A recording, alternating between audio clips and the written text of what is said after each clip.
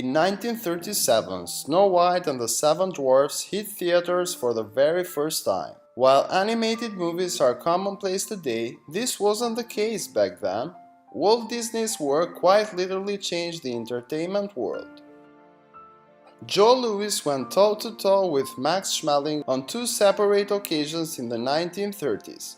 Louis, an African-American, defeated the German in the second bout, denting Nazi propaganda efforts. The Macy's Thanksgiving Day Parade began in 1924 but didn't feature its now iconic balloons until a few years later. As this photo from 1930s shows, the inflatable animals were a big hit, even if they were creepy by today's standards.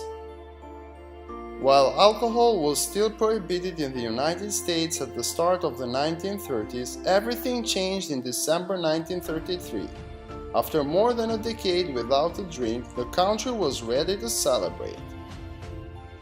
The 1930s was a time of incredible technological progress and innovation. The Duesenberg-Mormon meteor, pictured here, was specifically designed to break the land speed record. It did just that in 1937, reaching speeds of 157 miles per hour. People weren't just pushing limits on the ground, though. Amelia Earhart took to the skies. She is pictured here with her navigator Fred Noonan. The pair vanished in 1937 during an attempt to circumnavigate the globe. Unfortunately, not everything was fun and games. In the 1930s, the Great Depression was still raging. Bread lines like this one in New York City became a common sight across the country. For the Americans who were lucky enough to find work, things weren't much easier. Here a construction worker plies his trade on the Empire State Building high above Manhattan with a Chrysler Building behind him. Even if you weren't working on top of a skyscraper, most people found life on the job to be pretty rough.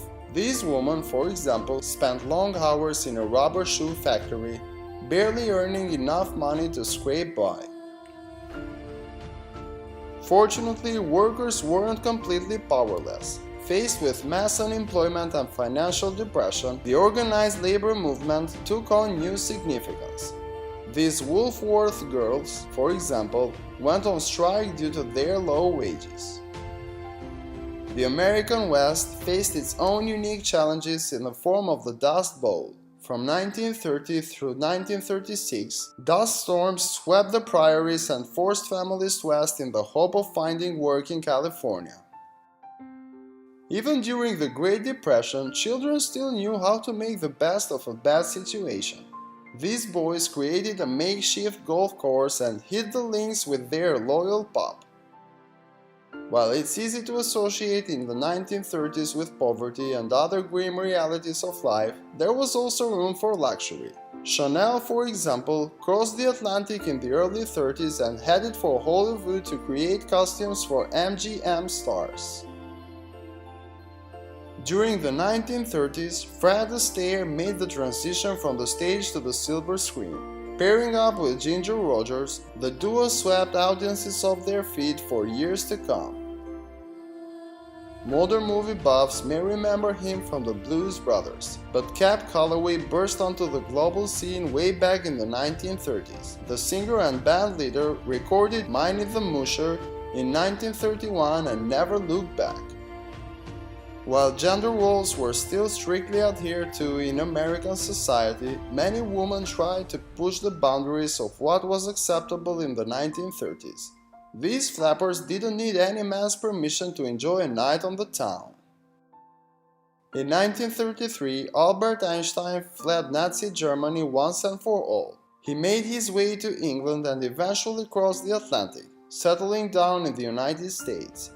Those travels and his survival changed the course of science forever. Over in the UK, Winston Churchill was yet to become Prime Minister, but by the end of 1930s, he would be named Britain's First Lord of the Admiralty and, of course, go on to play a major role in World War II. On 4 July 1939, America said goodbye to a sports icon. Due to the disease that would come to bear his name, Lou Gehrig retired from baseball after declaring himself the luckiest man on the face of Earth. The 1930s were pivotal in advancing American prosperity throughout the 20th century, though it was the 20s that really started things off with a bang.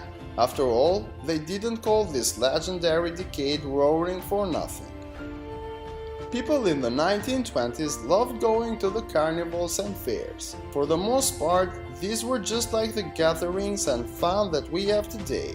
They even had bumper cars.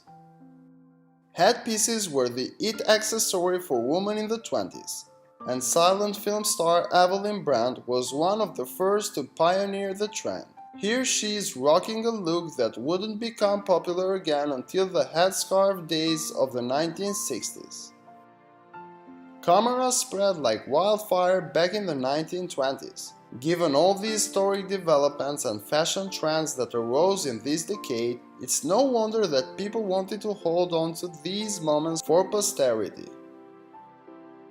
Driving cars around town instead of horses and buggies became much more popular in the 1920s.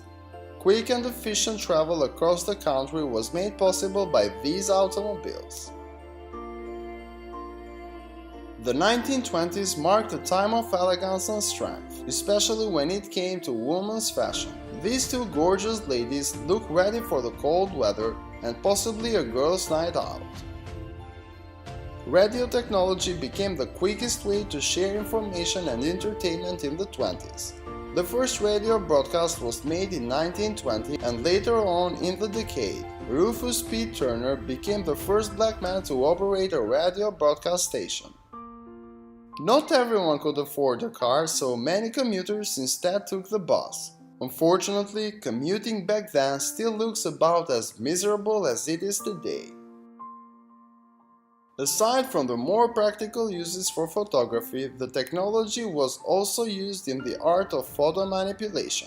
Harry Houdini was one such practitioner of faking photos, going as far as creating a moment between himself and Abraham Lincoln.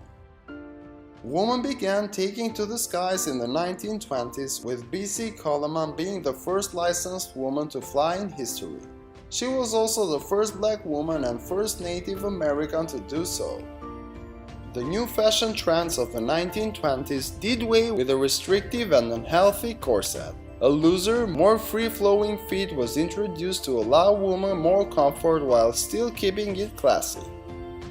Women weren't only being empowered through their clothes. The 20s marked a historic decade for women's rights, as the 19th Amendment was finally ratified after more than 40 years of struggle, giving women the right to vote at least.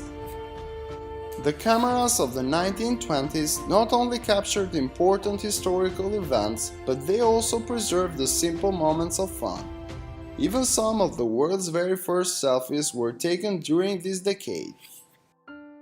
Audio production boomed in the 1920s. Sound films led to the rise of several major Hollywood studios, including MGM. Here, two members of the studio staff managed to muster up the courage to record the famous MGM lion roaring. Beyond the seriousness of the 1920s, the people of this decade really just wanted to have fun. With the horrors of World War I behind them, people celebrated life. They partied and danced the night away to the steady rhythms of jazz and big band. The 1920s also marked the start of the Prohibition era. At the time, the US government believed that alcohol consumption was harming the country, leading politicians to push a ban nationwide. Of course, not everyone chose to follow the rules. Americans were still buying and drinking alcohol. Secret establishments known as speakeasies sold alcohol right under the nose of the law. This created an underground world of illegal alcohol production and sale, not to mention a need for some pretty unsavory organizations. Before Prohibition, the mob and other crime groups mostly operated in niche activities and drug rings. But now, with the demand for illegal booze at an all-time high, there was no group better equipped for the job.